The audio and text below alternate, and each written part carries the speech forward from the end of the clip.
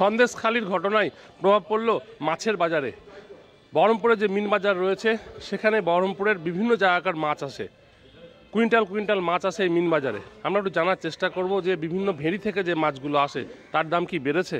এখন রুই কাতলা চিংড়ি যেগুলো চাষ হয় বাড়ির থেকে চাষ, সেই চাষের মাছগুলো এখন কম আসতে শুরু করেছে।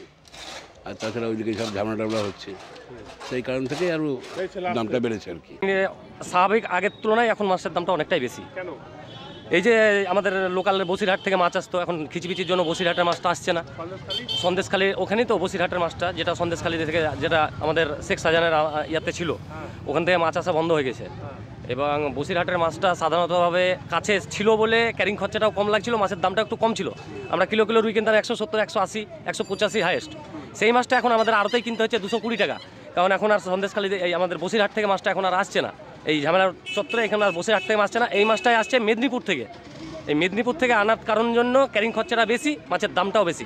প্রশাসনও সেভাবে মনে হচ্ছে যা দেখতে পাচ্ছি ঠিক মতন সামলাতে পারছে না, এবং এমন হয়ে গেছে প্রশাসনের এগেস্টে মানুষ রুখে দাঁড়িয়েছে। মাছের দাম বেড়েছে, মাছ যেভাবে সাপ্লাই হয় সেটা একটু কমছে। আমরা চাইছি পরিস্থিতি শান্ত হোক। সন্দেশখালির ঘটনায় মাছের দাম বেড়েছে। বহরমপুরে যে মিন বাজার, সেই মিন বাজারে যে সমস্ত মাছ আছে, কুইন্টাল কুইন্টাল চিংড়ি থেকে রুই কাতলা সমস্ত কিছু মাছ এখন বন্ধ। স্বাভাবিকভাবেই বিভিন্ন জায়গা থেকে যে মাছ আসছে সেখানে মাছের দাম বাড়ছে বলে জানাচ্ছেন ব্যবসায়ীরা। ক্রেতাদের চাহিদা কমেছে, তেমনি যারা বিক্রেতা রয়েছেন তারাও চাইছেন পরিস্থিতি স্বাভাবিক হোক। কবে সন্দেশখালির পরিস্থিতি স্বাভাবিক হবে সেদিকেই তাকিয়ে বহরমপুরের মিন বাজার সহ বিভিন্ন বাজার। ক্যামেরায় অপূর্বর সঙ্গে কল্যাণ, আমার শহর বহরমপুর, কলকাতা টিভি।